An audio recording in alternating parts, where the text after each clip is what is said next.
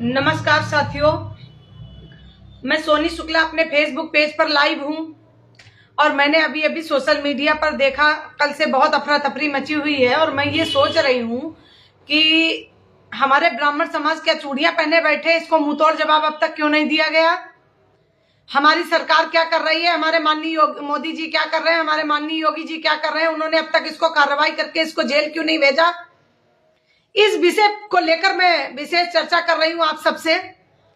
और बहुत दुख हुआ, मुझे खेद हुआ इस बात पे कि हमें लोग रहा है कि हमें अस्त्र स्वयं उठाने पड़ेंगे। अब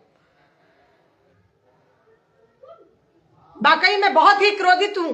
इसकी अब तक इसके पड़ोस में खड़े हुए कोई इसके आईएएस अफसर है, ये संतोष वर्मा, जो ये मध्य प्रदेश में कार्यरत है। मध्य प्रदेश में कोई ब्राह्मण नहीं है क्या? इसकी जीभ क्यों नहीं काटी अब तक?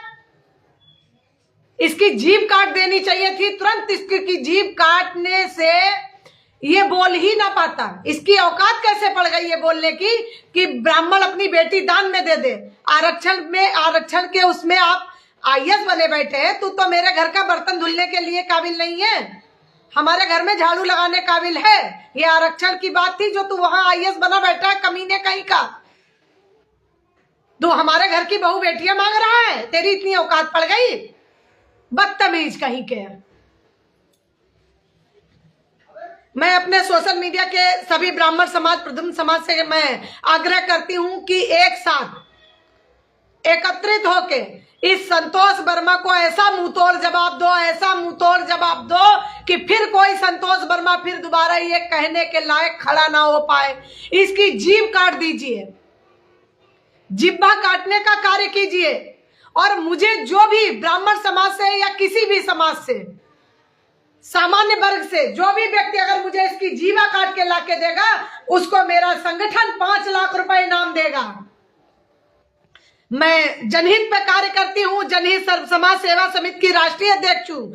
मैं बिल्कुल नहीं चाहती हूँ, मेरे लिए सर्व समाज के लोग सम्मानित हैं और मैं सभी का सम्मान करती हूँ, सभी बहन और बेटियों का सम्मान करती हूँ। इसने इतनी अभद्र टिप्पणी करी, फिर भी मैं इसकी बहन बेटी का सम्मान करती हूँ। मैं उनकी बहन बेटियों, उनके परिवार की बहन बेटियों के लिए कोई अभद्र टिप्पणी नहीं कर रही हूँ। लेकिन इस कमीने आईएएस को इसकी जीभ काटने के लिए मैं ऐलान करती हूँ, कम से कम 50,000 महिलाओं की फौज लेकर निकल पड़ूंगी उत्तर प्रदेश की धरती से।